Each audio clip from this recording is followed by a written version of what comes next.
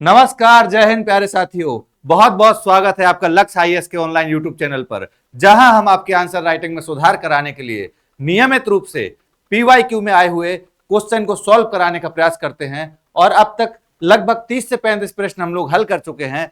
हमको तो पूरा विश्वास है कि अब तक आप अगर रेगुलर वीडियो देख रहे हैं और सीख रहे हैं तो अब तक आपकी आंसर राइटिंग में बहुत अधिक इंप्रूवमेंट हो चुका होगा। और ये खुद आप अच्छे से जानिएगा। आप कैसे जानेंगे? आपने जो प्रश्न पहले दिन लिखा हुआ था उसको जरूर अपने पास रखिएगा, दीवार में चिपका कर या किसी फाइल में समेट कर।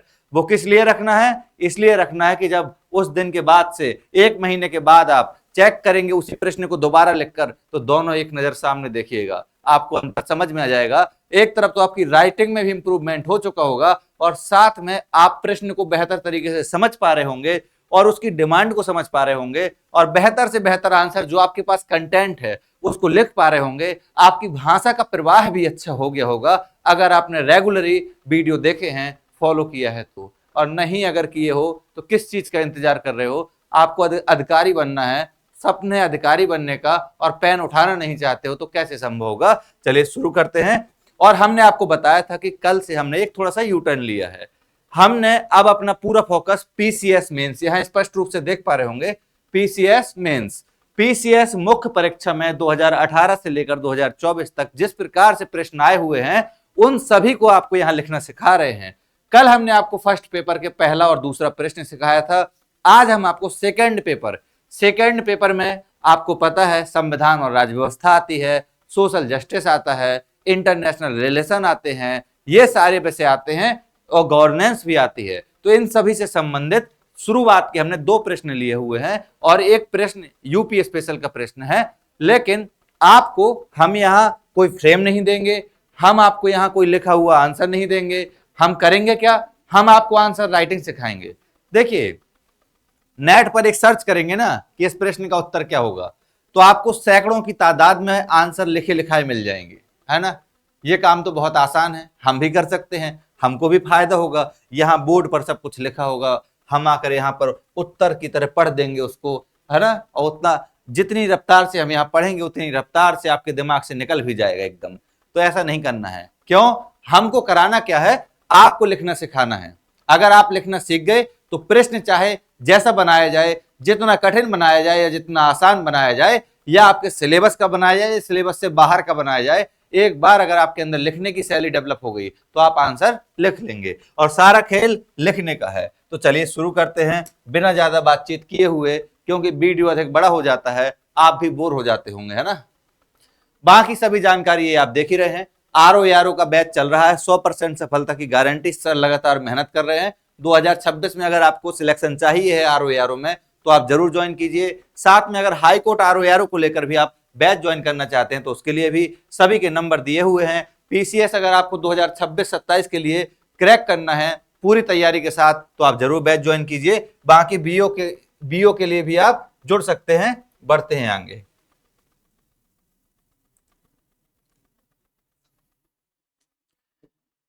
क्वेश्चन नंबर 1, और पहले हम आपको बता देते हैं कि यह प्रश्न अगर आप खोजना चाहेंगे तो आपको कहां मिलेगा। अगर हम नहीं बताएंगे तो आपके दिल में एक मलाल रह जाएगा कि सर ने ये नहीं बताया कि प्रश्न आया कहां है, बस बता दिए कि 2024-25 में आया है। तो आप इसको खोजना चाहें तो आप खोज सकते हैं यूपी पीएससी मेंस के 2024 के पेपर नंबर सेकेंड में क्वेश्चन नंबर 1 और क्वेश्चन नंबर 2। अब इससे आसान और क्या लिख सकते हैं? देख लीजिए, पूरा लिख दिए ना।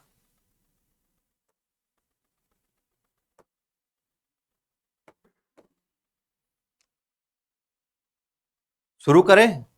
बस आप लोग अगर अभी आंसर नहीं भी लिख रहे हैं, मान लीजिए कि नहीं लिख पा रहे हैं, हो सकता है बहुत इंपॉर्टेंट काम हो आपके पास, कई जगह बातचीत भी करनी पड़ती होगी, इंटरनेशनल रिलेशन की, आपके भी इंटरनेशनल रिलेशन बने होंगे, तो हम समझ सकते हैं। तो आपको एक काम तो लेकिन करना ही करना है, रेगुलर कम से कम एक पेज में अपने बारे में जरूर लिखना है कि उस दिन आपने किया क्या क्या है। और उसको इस प्रकार से लिखिएगा जैसे आप किताब लिखने जा रहे हो, क्योंकि इससे क्या होगा, आपकी आंसर राइटिंग भी इंप्रूव होगी। साथ में जो बेसिक चीजें होती हैं, जो आप गलतियां करते हैं, ग्रामेटिकल मिस्टेक, वो भी आप समझ पाएंगे। पहले लिखिए, उसके बाद फिर उसी को पढ़िए। सबसे अधिक एकाग्रता लिखते समय होती है। प्रश्न देखिए क्या लिखा हुआ है, बहुत आसान है। आप लोग प्री में संविधान सभा के बारे में बहुत विस्तारित तरीके से पढ़ते हैं, आपके पास एक एक डेटा होता है, एक एक इंफॉर्मेशन होती है। लेकिन मेंस में देखिए उन्होंने क्या पूछा है, उन्होंने कहा है कि संविधान सभा की संरचना। तो एक शब्द यहां पर आ गया, संरचना। तो एक सवाल उठता है कि संरचना का मतलब क्या होता है। जैसे हम आपसे कहें कि इस बोर्ड की संरचना कैसी है, तो आप कहेंगे सर ये बोर्ड तो आयत की तरह है। हम कहें कि इस पेन की संरचना किस प्रकार की है, तो आप कहेंगे सर ये तो देखने में किसकी तरह, बेलन की तरह लग रहा है ना। तो यही होती है संरचना। संरचना का मतलब है कि उसका आकार किस प्रकार का था। संगठन का मतलब होता है किस किस चीज से मिलकर बनी होती है ना। संगठन का मतलब जैसे हम कहें इसका संगठन क्या है, तो आप कहेंगे इसमें कांच भी लगा हुआ है, एल्यूमिनियम का भी यूज हुआ है, इलेक्ट्रॉनिक उपकरण भी लगे हुए हैं। तो संरचना और संगठन, इन दो शब्दों के अर्थ आप समझ लीजिएगा। संविधान सभा की संरचना पर एक संक्षिप्त टिप्पणी कीजिए। यहां सिर्फ आपको टिप्पणी करने के लिए कहा गया है। ये टिप्पणी को आप कहते हैं कमेंट, है ना। कमेंट का मतलब ही हिंदी में होता है टिप्पणी। अब कमेंट जैसे हम आपसे यहाँ पर कहते हैं ना कि आप कमेंट करके पूछ लिया कीजिए जो आपको पूछना है, तो उसमें तो आप छोटी सी वाक्य लिख देते हैं। यहां उन्होंने टिप्पणी की लिमिटेशन भी बता दी है। आपको ये टिप्पणी 150 शब्दों में लिखनी है, तभी जाकर आपको 8 मार्क्स मिलेंगे। अगर आप 150 शब्द में लिखते हैं तो कैसे लिखेंगे। कुछ लोग होंगे, कुछ लोग इतने प्रसन्न हो जाएंगे, अरे संविधान सभा का क्वेश्चन आ गया, लिख दो। तो शुरू कहां से करेंगे, भारत जिस समय भारत स्वतंत्र हुआ, नहीं यहां से नहीं, थोड़ा और पहले जाएंगे। कहां जाएंगे, लिखेंगे सबसे पहले भारत के संविधान की मांग, या सबसे पहले भारत के स्वतंत्र संविधान की मांग या लिखित संविधान की मांग एम एन रॉय के द्वारा की गई। उसके बाद कांग्रेस का रांची में अधिवेशन हुआ, उसमें भी ये मांग की गई। फिर कांग्रेस का जो अधिवेशन हुआ उसमें 1937 के समय ये मांग स्वीकार की गई आधिकारिक रूप से। शुरू हो जाएंगे, संविधान के लिए ये हुआ, द्वितीय विश्व युद्ध के समय फिर ये आया प्रस्ताव, अगस्त प्रस्ताव। मतलब लगेगा कि अपना पसंदीदा टॉपिक आ गया संविधान सभा, अब पूरा लिख डालो। और यही आपकी सबसे बड़ी गलती होती है, प्रश्न ना समझना। अगर आप प्रश्न को ठीक से नहीं समझ सकते हैं तो आप किसी भी प्रश्न का आंसर नहीं दे सकते हैं। ये बात आप स्वीकार कर लीजिए। और ये बात आप मानते होंगे कि अगर ये प्रश्न आएगा आपके क्वेश्चन पेपर में, तो आप शुरुआत कहां से करेंगे। आपको लगेगा एम एन रॉय साहब से शुरू करते हैं, उसके बाद सीधे कांग्रेस का रांची जो स्वराज्य दल था उसका रांची अधिवेशन लिखेंगे, उसमें भी मांग की गई थी।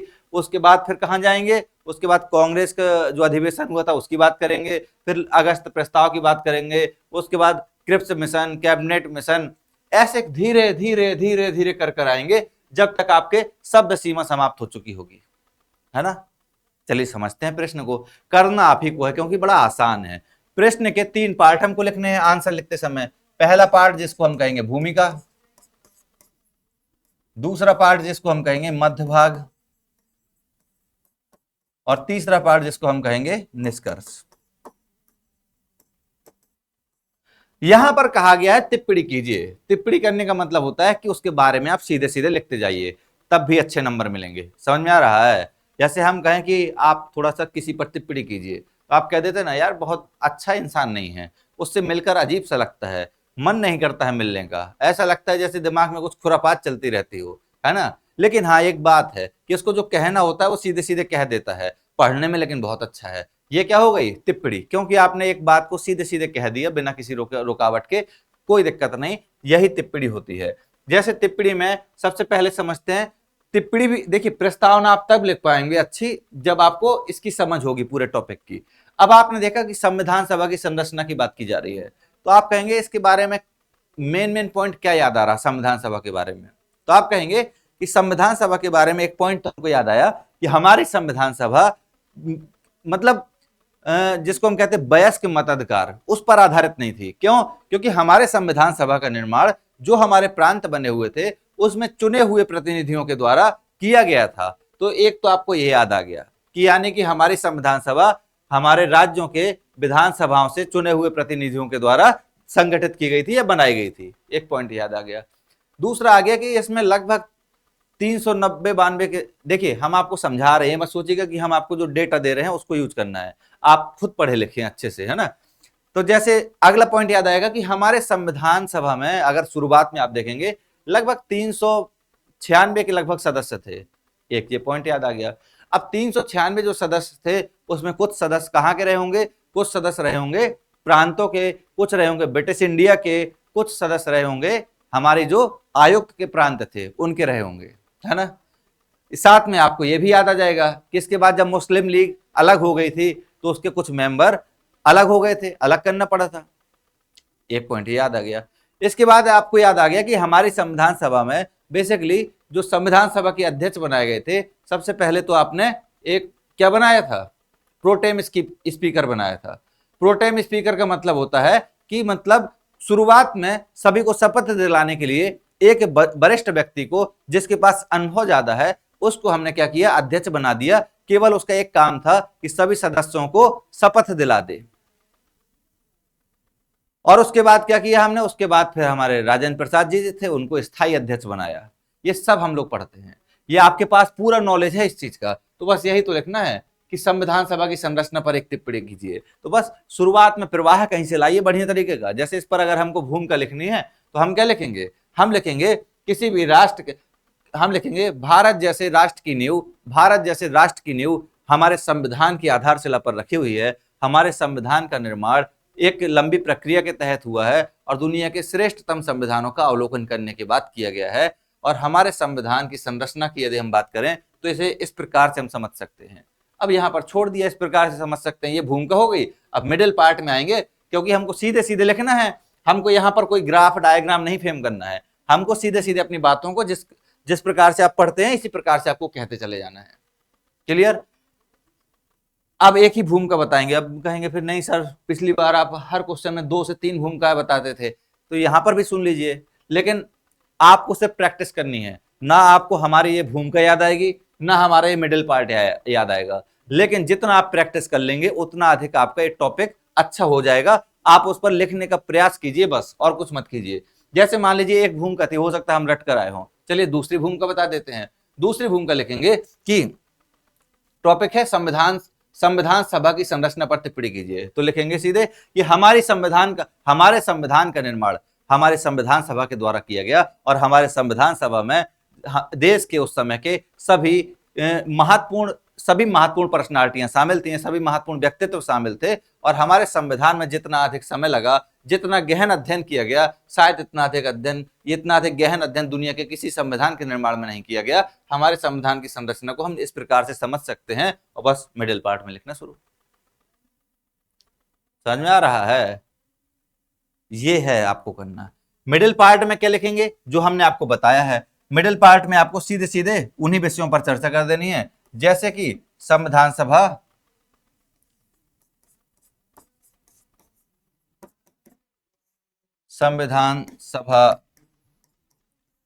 का गठन।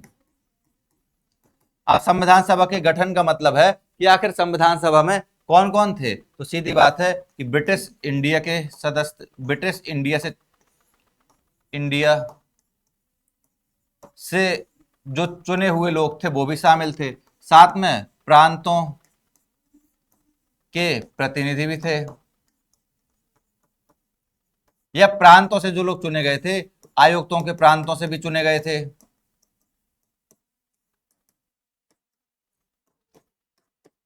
ये सब आपको पता है। उनका नंबर भी आपको लिखना है कि कितनी संख्या थी, उसमें कौन कौन थे, ये सारी चीजें आपको ऑलरेडी पता है। हम सिर्फ आपको यहां हिंट देने का काम कर रहे हैं। ये पॉइंट लिख दिया आपने, इसके बाद आपने लिख दिया संविधान सभा के गठन को लेकर आपने इतनी बातें लिख दी। इसके बाद आपने लिखा निर्वाचन।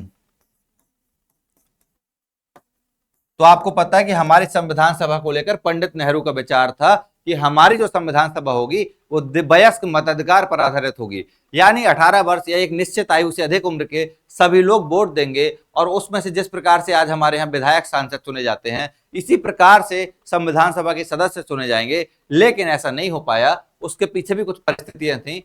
लेकिन ऐसा नहीं है कि जो लोग वहां बैठे हुए थे मन मर्जी से बैठे हुए थे, बल्कि जो लोग वहां बैठे हुए थे उनको प्रांतों से भेजा गया था, यानी प्रांतों की जो विधायिकाएं थी उनसे चुने हुए सदस्य भेजे गए थे वहां पर। तो ये भी चुने हुए ही थे एक प्रकार से। ये मत कहिएगा कि मतलब प्रत्यक्ष निर्वाचन पर आधारित नहीं थे, प्रत्यक्ष की जगह अप्रत्यक्ष अप्रत्यक्ष निर्वाचन।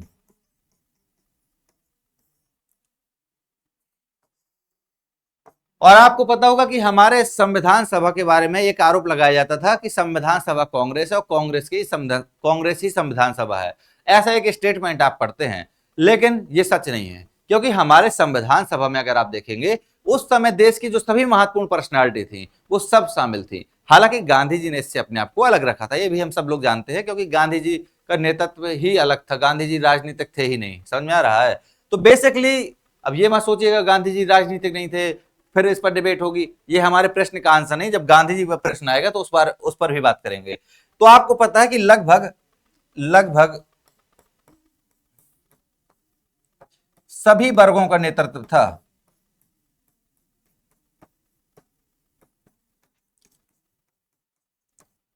यह भी सच बात है। आप सोचिए उस समय के सभी पर्सनालिटी शामिल थी, हिंदू भी थे, मुस्लिम भी थे, सिख भी थे, ईसाई भी थे, ब्रिटिश इंडियन भी थे, सब कोई तो था इसमें शामिल। कौन है? महिलाएं भी शामिल थी। कौन है ऐसा जो नहीं शामिल था? लगभग 15 के लगभग महिलाएं शामिल थी। तो यानी कि आप ये बिल्कुल आरोप नहीं लगा सकते कि नहीं नहीं, अलग से इस पर प्रश्न पूछ दिया जाता है कि हमारी संविधान सभा सिर्फ कुछ वर्गों का नेतृत्व करती थी, आलोचनात्मक समीक्षा कीजिए। तो आपको बताना पड़ता है कि नहीं, ऐसा नहीं है, हमारी संविधान सभा में हर तरह के लोग शामिल थे, उस समय की सभी महत्वपूर्ण पर्सनालिटियों को स्थान मिला हुआ था।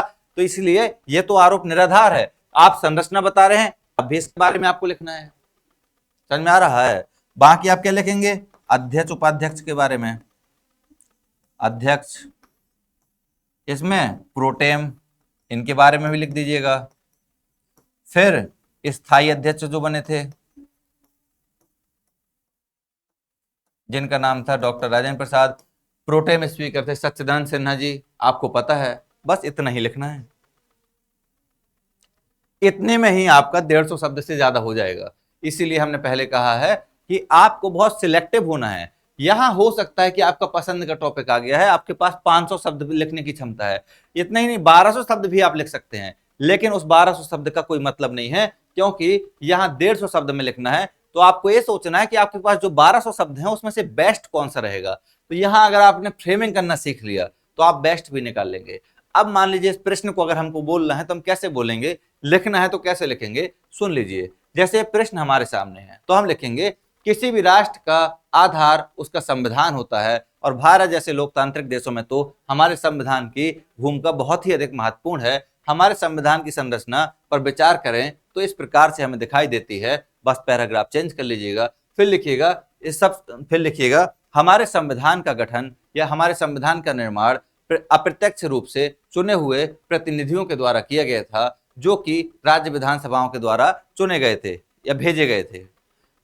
लेकिन लेकिन जो भी प्रतिनिधि हमारे संविधान सभा में सम्मिलित थे वो सभी वर्गों का नेतृत्व करते थे, चाहे महिलाएं हों, चाहे सिख हों, चाहे एंग्लो इंडियन हों, चाहे SC ST समुदाय के हों, सभी लोगों को उचित स्थान मिला हुआ था। साथ में अगर हम देखें तो हमारे संविधान सभा में हमारे देश के सभी भूभागों से लोग सम्मिलित थे।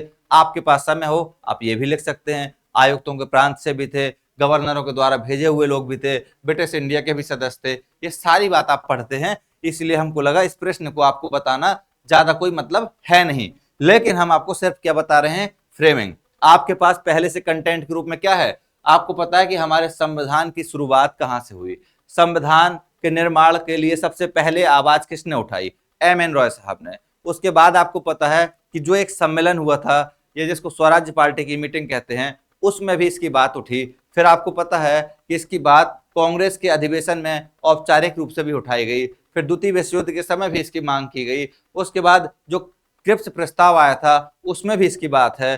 कैबिनेट मिशन आया उसमें भी इसकी बात है, और कैबिनेट मिशन की सिफारिश के आधार पर ही संविधान सभा का गठन किया गया था। वो सारी बात आपको पता है।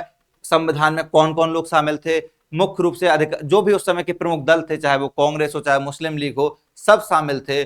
उनको कितनी सीटें मिली हुई थी ये भी आपको पता है। अंबेडकर साहब कहां से चुनाव जीते थे और कहां से उन्होंने नेतृत्व किया था, किस सीट से नेतृत्व किया था, ये भी आपको पता है। आपको सब कुछ पता है कि कितनी समितियां थी, सब जानकारी है। लेकिन यहां पर आपको बहुत लिमिटेड होना है। आपके पास जानकारी बहुत ज्यादा है, लेकिन आपको इतने में ही समेटना है इसको, है ना।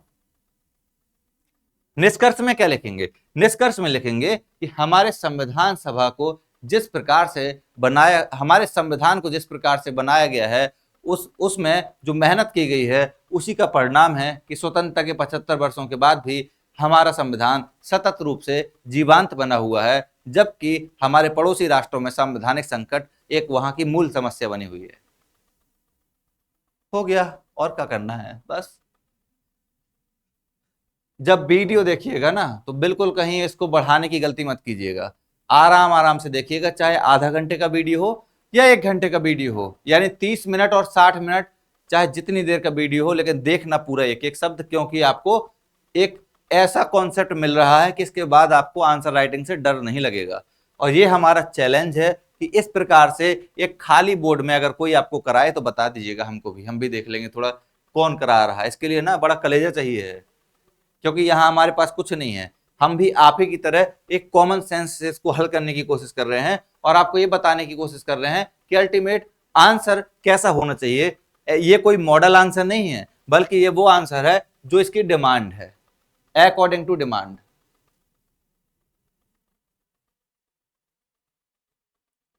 चलिए बढ़ते हैं आगे। अगला प्रश्न है, यह दूसरा प्रश्न है जो आया हुआ है 2024 में, है ना।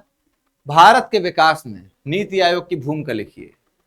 कितना छोटा सा प्रश्न है, छोटू सा एकदम, जन्म ही हुआ है इसका, और आपको इसको बड़ा करना है ना। कितने शब्द में करना है इसको? करना है 150 वर्ड में।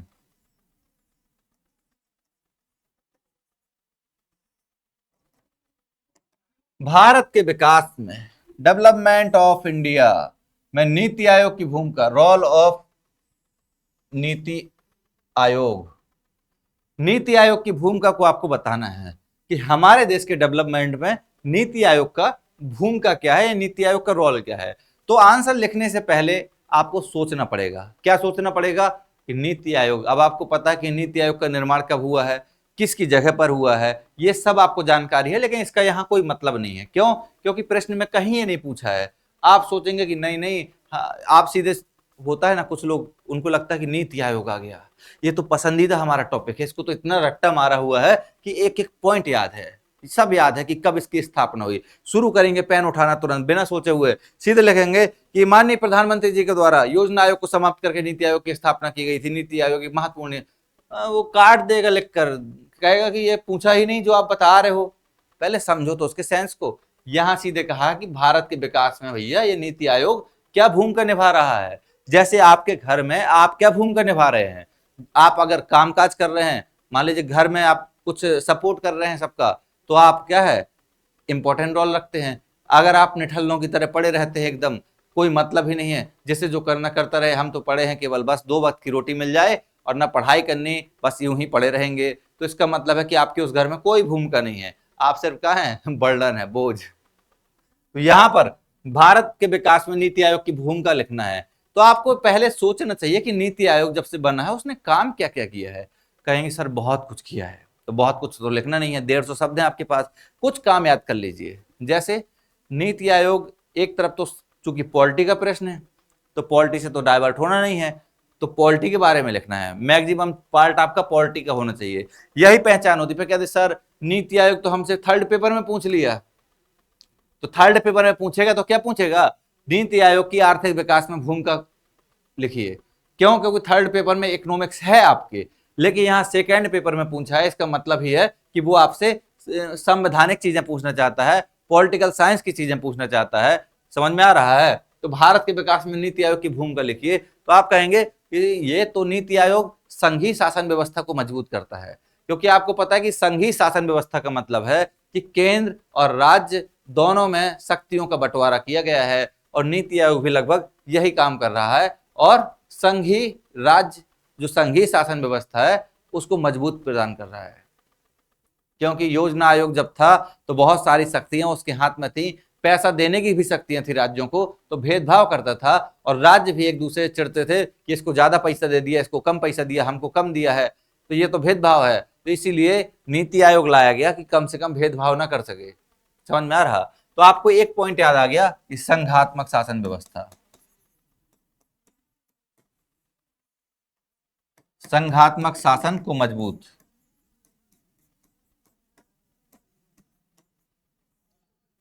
फिर आपको याद आएगा कि नीति आयोग एक मतलब जिलों जिलों को भी क्या कर रहा है, आगे बढ़ाने का काम कर रहा है।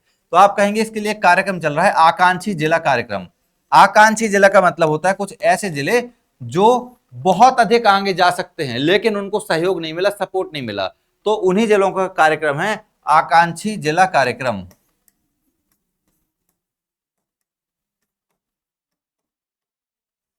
इसी प्रकार से आपको पता है कि ये क्या कर रहा है, एसडीजी निकाल रहा है। एसडीजी का मतलब होता है सस्टेनेबल डेवलपमेंट गोल्स।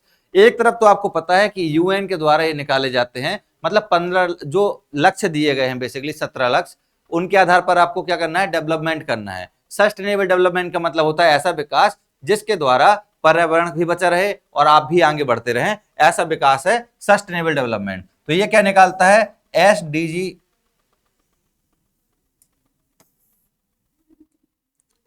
सतत विकास लक्ष्य, ये भी जारी करता है सतत विकास रिपोर्ट।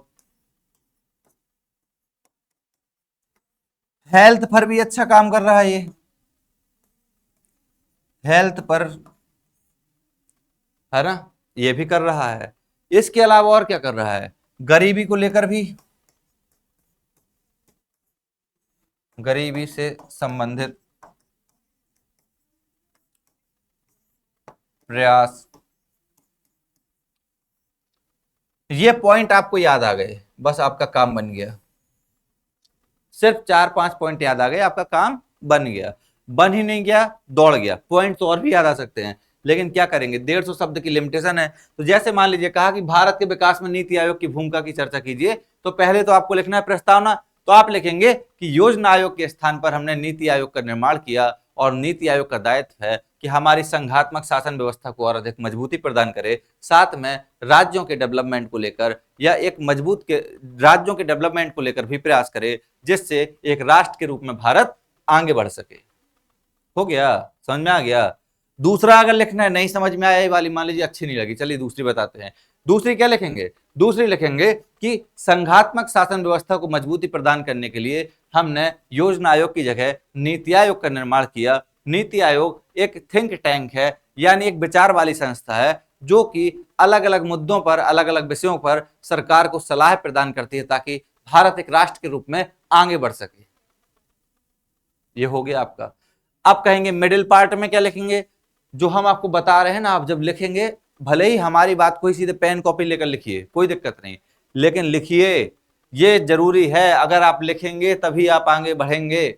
बार बार हम कहते हैं, अगर पेन उठाने से आप डरते रहे तो आप कभी लिख नहीं पाएंगे। और एक ऐसा दिन कभी नहीं आ सकता जिंदगी में जिस दिन आप कहें कि नहीं आज मैं परफेक्ट हूं, आज मैं किसी भी आंसर को लिख सकता हूं, ऐसा कभी नहीं आ सकता है। बस डेली प्रयास कीजिए, एक दिन आपका आंसर अपने आप सटीक आंसर बन जाएगा। बेस्ट आंसर कुछ नहीं होता, सटीक आंसर होता है। सटीक का मतलब है कि अगर जो पूछा है हमने वो बता दिया। अभी प्रस्तावना हो गया, मिडिल पार्ट में क्या लिखेंगे, मान लीजिए हमारे पास ये इंफॉर्मेशन है, इसको भी सीधे सीधे लिखना है। चाहे तो आप इस प्रकार से पॉइंट लिख सकते हैं। आप लिख सकते हैं कि नीति आयोग ने अपनी स्थापना के बाद से अनेक प्रयास किए हैं जो इस प्रकार से हैं। फिर पॉइंट नंबर 1 लिखिए, लिखिएगा संघात्मक शासन को मजबूत किया। फिर आगे लिख दीजिएगा कि नीति आयोग अपने विभिन्न कार्यक्रमों के माध्यम से और केंद्र राज्य के बीच सहयोगात्मक भूमिका निभाकर हमारे संघीय शासन व्यवस्था को मजबूती प्रदान करता है। दूसरा लिख दीजिएगा आकांक्षी जिला कार्यक्रम। लिखिएगा भारत में ऐसे बहुत से जिले थे जिनमें बहुत सारी पोटेंशियल थी आगे बढ़ने की, लेकिन अब तक वो सही मार्ग पर या सही गाइडेंस के कारण आगे नहीं बढ़ पा रहे थे। तो ये भूमिका नीति आयोग के द्वारा निभाई गई है। और आकांक्षी जिला कार्यक्रम के माध्यम से बहुत बहुत सारे जिले ऐसे हैं, एक डेटा आपको यूज करना है। बहुत सारे तो हम बोल रहे हैं क्योंकि मान लीजिए हमारे पास डेटा है नहीं, लेकिन आपको क्या करना है, डेटा लिख लेना है कितने जिले हैं। तो आपको लिखना है कि इतने जिले पिछड़ी हुई अवस्था से फ्रंट रनर बने हुए हैं या एस्पिरेशनल आकांक्षी जिला बने हुए हैं। सतत विकास रिपोर्ट, तो आप लिखेंगे हमारे देश में विकास पर्यावरण के अनुरूप हो। इसी बात को ध्यान में रखते हुए नीति आयोग के द्वारा सतत विकास रिपोर्ट भी जारी की जाती है, जिसके माध्यम से विकास को सतत बनाया जाता है या पर्यावरण या प्रकृति के अनुरूप बनाने का प्रयास किया जाता है। ये भी लिखेंगे। हेल्थ पर भी लिखेंगे कि नीति आयोग हेल्थ एजुकेशन इत्यादि पर भी बहुत सारे वर्क कर रहा है, कई रिपोर्ट जारी कर रहा है। अब आपको एक और चीज याद आ गया, इसी की एक रिपोर्ट थी, इंडिया @4075 था, हाँ 75 में जब वर्ष मनाया, यानी 75 वर्ष में हमारी जो उपलब्धियां थी उसको इन्होंने गिनाया। बहुत सारे काम कर रहा है, लेकिन क्या क्या लिखेंगे, इतने में ही तो आपका हो जाना है। गरीबी से संबंधित प्रयास, आप लिखेंगे कि नीति आयोग भी गरीबी की मॉनिटरिंग अच्छे से कर रहा है। अभी हाल ही समय में नीति आयोग ने भी केरल में ये कहा है कि अत्यधिक जो गरीबी की सीमा है उसमें केरल में कोई बचा नहीं है, या केरल में लोग मिनिमम बचे हुए हैं। उसी के आधार पर केरल ने अपने आप को अत्यधिक गरीबी से मुक्त राज्य घोषित कर दिया है। क्लियर। इतना ही नहीं, अभी तो बहुत सारे पॉइंट है। अभी हमारा जो नीति आयोग है ये इंटरनेशनल स्तर पर ही वार्ताएं करता है दुनिया के और राष्ट्रों के थिंक टैंक के साथ, उन पर बातचीत करता है, नवाचार से संबंधित इंडेक्स वगैरह जारी करता है। क्या कुछ लिखेंगे, खाली 150 शब्द है, इतना बहुत है। इतना अगर आपको याद है तो 250 शब्द भी आप लिख सकते हैं, 500 शब्द भी लिख सकते हैं। समझ में आ रहा है। निष्कर्ष क्या लिखेंगे, निष्कर्ष लिखेंगे, हाँ पॉजिटिव, बड़ा अच्छा सा लिखेंगे कि भारत को विकसित भारत का लक्ष्य अगर प्राप्त करना है तो उसमें नीति आयोग की भूमिका बहुत महत्वपूर्ण रहेगी। क्योंकि नीति आयोग रिसर्च एवं अनुसंधान के माध्यम से, आप कहेंगे रिसर्च और अनुसंधान एक ही चीज होता है, तो लिख दीजिए, अब विभिन्न प्रकार के अनुसंधान के माध्यम से भारत की प्रगति में बाधक तत्वों की पहचान करेगा और हम उनको दूर करके सतत रूप से आगे बढ़ सकेंगे। समझ में आ गया होगा, बहुत आसान है। अब तो लगता होगा कभी कभी इतना आसान था तो अब तक हम किए काहे नहीं, इसलिए भय था आपके अंदर, इसलिए नहीं किए हैं। आपका सबसे बड़ा दुश्मन क्या है, आपका भय।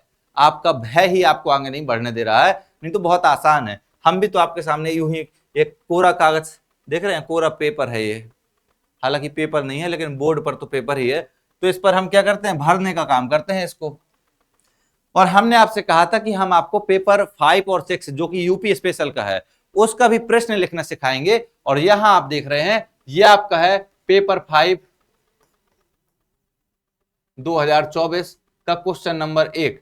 केवल एक प्रश्न हम डेली इसका लेंगे सभी के साथ। जैसे मान लीजिए कल हम आपको कराएंगे थर्ड पेपर के पहला और दूसरा प्रश्न, उसके साथ इसका यूपी स्पेशल का दूसरा क्वेश्चन रहेगा। परसों हम कराएंगे आपको परसों हम कराएंगे फोर्थ पेपर का पहला और दूसरा प्रश्न, उसके साथ यहां यूपी स्पेशल का तीसरा प्रश्न रहेगा। एक प्रश्न लेंगे यूपी स्पेशल का, है ना, क्योंकि एक कितना प्रश्न है, 40 ही तो हैं। जब तक हमारा ये फिनिश होगा तब तक हमारे ये भी समाप्त हो जाएंगे। तो क्या दिया हुआ देखते हैं। प्राचीन भारत में देखिए क्या होता है ना, यूपी स्पेशल जब से ऐड हो गया है तब से कुछ लोगों के दिमाग में रहता है कि यूपी का कुछ छूटना नहीं चाहिए, लेकिन प्रश्न जब पूछता है तो ये किताबों में है ही नहीं। किताबों में कुंभ के बारे में लिख दिया, सब कुछ लिख दिया। प्रश्न पढ़िए, प्राचीन भारत में प्रयागराज की सांस्कृतिक महत्व का वर्णन कीजिए। महाकुंभ चल रहा था लेकिन महाकुंभ नहीं पूछा, पूछा क्या है कि प्राचीन भारत में प्रयागराज के सांस्कृतिक महत्व का वर्णन कीजिए। तो यहां पर शब्द क्या इंपॉर्टेंट है, पहला शब्द तो यही प्रयागराज इंपॉर्टेंट है, क्योंकि आपको प्रयागराज पर ही सेंट्रल रहना है, इसको केंद्र बिंदु बनाना है। जो भी आप लिखेंगे प्रयागराज के इर्द गिर्द लिखेंगे।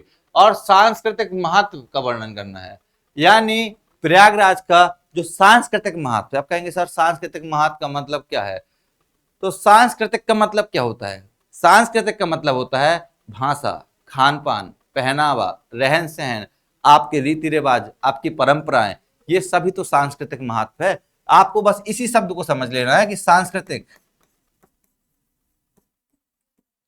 सांस्कृतिक में क्या क्या आ जाएगा। आपको कुछ नहीं पता अभी कि ये लिखना कैसे है, ना हमको पता है, बस हमको इतना पता है कि सांस्कृतिक कहा है तो इसमें भाषा भी आ जाएगी, खान पान भी आ जाएगा, रहन सहन भी आ जाएगा,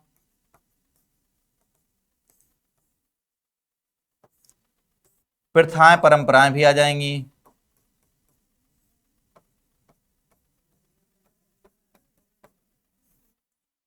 खेल कूद भी आ जाएगा,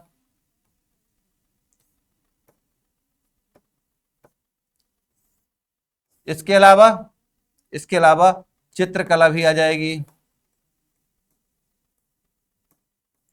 नृत्य कला भी आ जाएगी।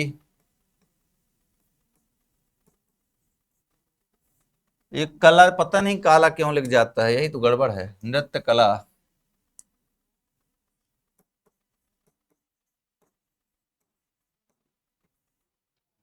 साथ में संगीत कला भी आ जाएगी,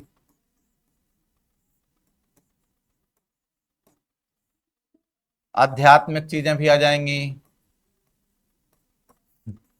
अब आप कहेंगे कि सर ये तो आप पूरा निबंध की तैयारी करा दिए हैं। अभी भी हमारे पास बहुत पॉइंट हैं, आप ही के सामने तो हम लिख रहे हैं, हमको थोड़ी जानकारी। अब देखिए, जैसे प्रश्न आपसे पूछा, उन्होंने कहा कि प्राचीन भारत में प्रयागराज के सांस्कृतिक महत्व पर चर्चा कीजिए या सांस्कृतिक महत्व का वर्णन कीजिए। आपके पास कोई कंटेंट नहीं है इस समय, ना ही आपने पढ़ा हुआ है मान लीजिए, लेकिन आपको इतना समझ है कि सांस्कृतिक का मतलब होता है, सांस्कृतिक में भाषा भी आएगी, खान पान भी आएगा, रहन सहन भी आएगा, आपका जीवन स्तर भी आएगा, प्रथाएं परंपराएं भी आएंगी, खेल भी आएगा, चित्रकला भी आएगी, नृत्य कला भी आएगी, अध्यात्म भी आएगा, साहित्य भी आएगा, सब कुछ आएगा। साहित्य क्यों छूट गया, साहित्य भी लिखिए। अब आपके पास पॉइंट ही पॉइंट है। अब आप ये नहीं कह सकते हैं कि सर इस प्रश्न के बारे में हमको समझ नहीं आ रहा था, लिखना क्या है। सिर्फ आपको भाषा प्रयागराज की, खान पान प्रयागराज का, रहन सहन प्रयागराज की, प्रथाएं परंपराएं भी यहाँ की, यानी उस भूखंड की लिखनी है जिस भूखंड की आपसे बात की गई है। मुख्य रूप से ये पूछने वाले ने किस कारण से पूछा होगा, क्योंकि आपको पता है कि महाकुंभ लगा हुआ था, तो महाकुंभ वगैरह से संबंध करके इस प्रश्न को पूछा गया है। सांस्कृतिक महत्व बताइए प्राचीन भारत में। अब यहां पर प्राचीन भारत की बात की गई है, इसका मतलब है कि आप प्रयागराज की चर्चा उस समय से कीजिए जिस समय इसको वास्तव में प्रयाग कहा जाता था, प्रयाग भूमि, है ना। तो उस समय की बात की गई है, तो उस समय के बारे में आपको यहां लिखना है। यहां पर आप कोई नई चीज नहीं ऐड कर सकते हैं कि आधुनिक प्रयागराज के बारे में बिल्कुल नहीं लिख सकते हैं। यहां आपको पूर्ण रूप से रिस्ट्रिक्टेड कर दिया गया है, प्रतिबंधित है, क्योंकि प्राचीन भारत की बात की गई है, एंशिएंट इंडिया की बात की गई है। आप लिखिए वैदिक काल या उसके पहले पाषाण काल से आप लिखिए ना, पाषाण काल से लेकर आपको कहां तक लिखना है, अरबों के आक्रमण तक, उस समय तक आपको पूरा फ्रीडम है, आप लिखिए प्रयागराज के बारे में। समझ में आ रहा है। अब इसी से पॉइंट आपको याद आएंगे। मान लीजिए आपने लिखा, अब जैसे भाषा आपने लिखा हुआ है, तो भाषा कोई अलग तो है नहीं, तो भाषा के बारे में तो कुछ आप लिखेंगे नहीं। खान पान अगर आप लिखेंगे तो खान पान में भी आप जानते हैं कि प्रयागराज आगे रहा है इस मामले में, है ना। इसके बाद आप देखेंगे, अगर रहन सहन की बात करेंगे तो रहन सहन का मतलब होता है कि भाई उनका पहनावा किस प्रकार का था, कैसे सादा जीवन जीते थे, संस्कृति उनकी किस प्रकार की थी, वही चीज। यहाँ प्रथाएं परंपराएं, तो प्रथाएं परंपराओं में आप क्या शामिल करेंगे, किस प्रकार से अध्यात्म की नगरी रही है। और जो जो भी आपको याद आ रहा है प्रयागराज के बारे में, जो कहा जाता है कि यहाँ बेसिकली संगम क्यों है, या यहाँ पर बेसिकली कुंभ क्यों लगता है, इसके बारे में भी आप यहाँ जिक्र कर सकते हैं। या तो यहाँ जिक्र कीजिएगा या यहाँ जिक्र कीजिएगा महाकुंभ का, कुंभ का। कुंभ के बाद आपको माघ मेला का भी जिक्र करना है, प्रतिवर्ष लगता है। देखिए प्रयागराज में माघ मेला हर वर्ष लगता था, हर वर्ष लगता है, जनवरी के महीने में हर वर्ष लगता है। लेकिन चूंकि सरकारों के ऊपर होता है कि वो किस प्रकार से आपको दिखाना चाहते हैं, तो एक एआई जनरेटेड वीडियो इस समय वायरल हो रहा है, उसमें 50 प्रकार की बातें बताई जाती हैं कि नहीं इस बार जो माघ मेला आयोजित हो रहा है ये विशिष्ट है, ये 75 वर्षों के बाद हुआ है, जबकि हर वर्ष हो रहा है, हर व्यक्ति जान रहा है। यानी कि क्या हो रहा है, कल्चर को प्रमोट करने का काम किया जा रहा है, और सीधे शब्दों में कहें तो भीड़ को बढ़ाए जाने का प्रयास किया जा रहा है। हालांकि आपको पता है कि प्रयागराज में भीड़ आना कोई नई बात नहीं है, आपको अच्छे से जानकारी होगी, वहां कुछ भी होता है बड़े पैमाने पर भीड़ हो जाती है। और प्रयागराज एकमात्र ऐसी जमीन है दुनिया में, इस पूरे ब्रह्मांड में, इस पूरी पृथ्वी में, जहां पर करोड़ों लोग जा सकते हैं और खुशी खुशी आ सकते हैं बिना कोई घटना घटित हुए। ये सिर्फ वहीं पर संभव है। और आपने महाकुंभ में देख भी लिया है, 60-65 करोड़ की आबादी ने स्नान किया। एक ऐसी जमीन पर जहां 10 लाख 12 लाख आबादी है, वहां 60 करोड़ से अधिक लोग आए और सुरक्षित रूप से वापस लौटे। ये होता है मैनेजमेंट, उस जमीन के अंदर ये क्षमता है। यूं ही थोड़ी प्रयागराज का नाम दुनिया में है। तो आप समझ चुके हैं आपको क्या लिखना है अच्छे से।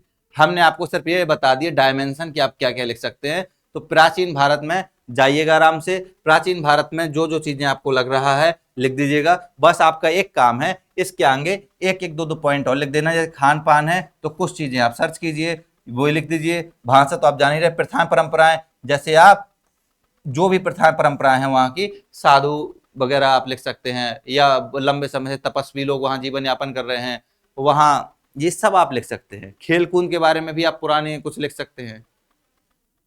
हम ये नहीं कह रहे हैं कि आपको ये सब कुछ लिखना है, हम सिर्फ आपसे कह रहे हैं कि आपको कुछ पॉइंट लेने हैं। जैसे कि साहित्य के बारे में अगर कोई पॉइंट आपके पास है, आपने पढ़ा हुआ है, तो उसको लिखिएगा। अध्यात्म के बारे में आपको विशिष्ट रूप से इसके बारे में तो आपको लिखना ही है। नहीं लिखेंगे तो नंबर नहीं मिलेंगे। संगीत कला के बारे में भी आप लिख सकते हैं, चित्रकला के बारे में भी आप लिख सकते हैं, ये आपके ऊपर प्रथाएं परंपराएं इनके बारे में भी आप लिख सकते हैं। ये आपको तैयार करना है, हमारा काम ही है फ्रेमिंग तैयार कराना, है ना। अब आप समझ चुके कि लिखना क्या है, डिमांड क्या है इसकी। तो प्रस्तावना में तो आप लिख ही लेंगे, माहिर हो गए हैं। चलिए मिलते हैं अगली क्लास में। प्रस्तावना में क्या लिखेंगे, यहाँ प्रयागराज के सांस्कृतिक महत्व की चर्चा कीजिए, तो लिखेंगे लिखेंगे कि प्रयागराज की आध्यात्मिक नगरी सदैव से ही संतों की परंपरा का निर्वहन करती रही है, और यहाँ पर आयोजित होने वाले कुंभ महाकुंभ के साथ साथ माघ मेला यहाँ के विशेष आकर्षक का केंद्र रहा है, और यहाँ की संस्कृति दुनिया भर से लोगों को अपनी ओर आकर्षित करती है और एक अलग ही आध्यात्मिक और अलौकिक कल्चर की ओर ले जाती है, या आध्यात्मिक और अलौकिकता की ओर ले जाती है। यह आपकी भूमिका हो गई। चलिए इन सबको लिखा कीजिए, फिर दिखाया कीजिए। अगर आप इन सभी की प्रैक्टिस करेंगे तो एक दिन आप बेहतर आंसर लिख पाएंगे। आपको किसी से पूछना नहीं पड़ेगा कि अच्छा आंसर क्या होता है, क्योंकि यही सब अच्छे आंसर हैं। अगर आप इस प्रकार से पूरा डायग्राम तैयार करके करते हैं तो आपका आंसर बेस्ट आंसर होगा। और सबसे अच्छा आंसर वही होता है जिसे लिखने के बाद आपको दिल से फीलिंग आए कि नहीं, मेरा आंसर एकदम सही है, मजा आ रहा है इसको पढ़कर। और मुझे खुद से उम्मीद नहीं थी कि मैं ऐसा लिख पाऊंगा। उस दिन का इंतजार कीजिए, जरूर आएगा। मिलते हैं अगले वीडियो में कुछ नए प्रश्न के साथ। जय हिंद, जय भारत।